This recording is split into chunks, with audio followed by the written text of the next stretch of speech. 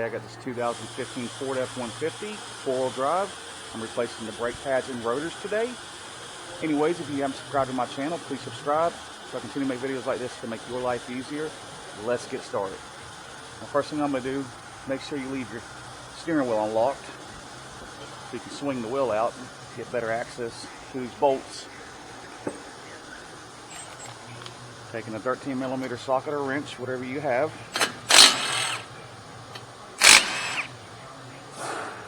Go ahead and switch that up.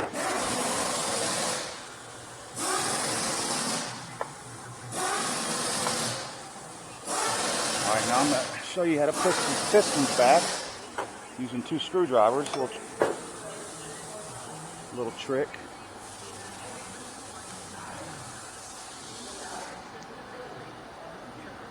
Just work that piston back all the way till it don't go no more.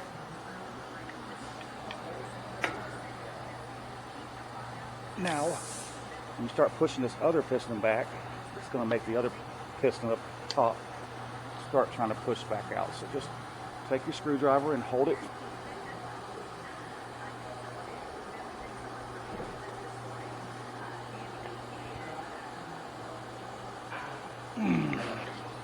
Alright.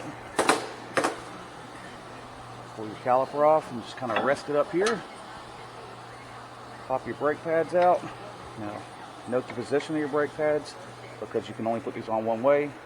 Notice this one with the humps, it goes on the inside. Now we're going to pull our bracket off. 21mm. Go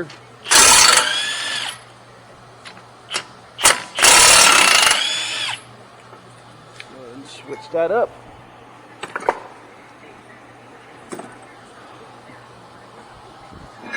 Alright. And the reason why we're replacing these rotors is because they're hot spotted real bad. You see those spots? Don't know if my camera's picking it up or not, and they're pulsating real bad, shaking when braking. When they got hot spotted like that, you can't cut them hot spots out. It goes deep into the rotor.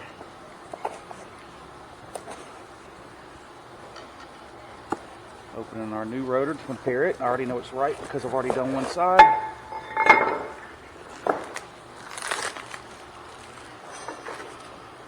But since parts stores love giving you wrong parts, always compare your parts. Just put them side by side. So the height, the hat looks the same. Now, if the rotors came with the oil coating on in the Cosmoline, you need to clean that off. You got your little rags here. Some degreaser, brake cleaner. Spray it on the rag.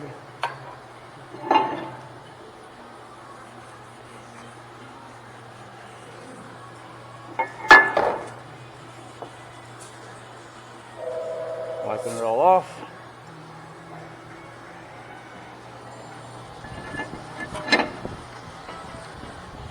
Now if your rotor don't come off real easy, especially if you live in a rusty state, just smack it real good a few times with a hammer. Or you can run bolts through there. There's little holes right there. I'm not sure what the thread pitch is of that because I just hit them with a hammer.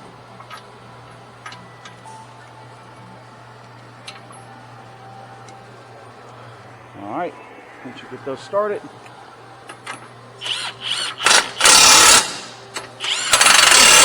now if you don't have this big bad boy strong gun like I got, make sure you use a long breaker bar and tighten those suckers real good. And if you're going to torque them, I'd say 150 would be sufficient. But y'all know me. I've been doing this a long time.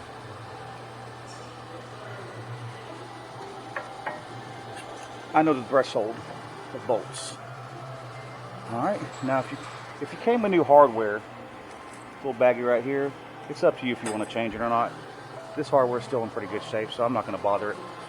I've had issues with changing that hardware. With the new hardware, I've had it cause squeaking and noise. So I've learned to just leave it alone if it looks good.